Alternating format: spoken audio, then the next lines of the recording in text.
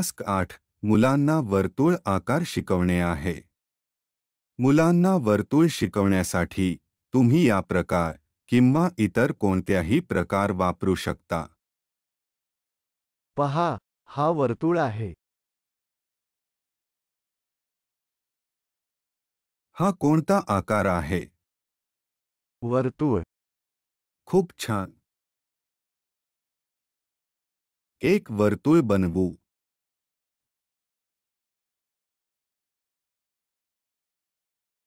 गव्हाच्या पिठाचे वर्तुळ बनवू.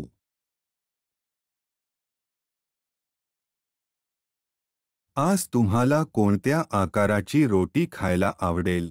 वर्तुळ. चला वर्तुळ काढू आणि रंगवू.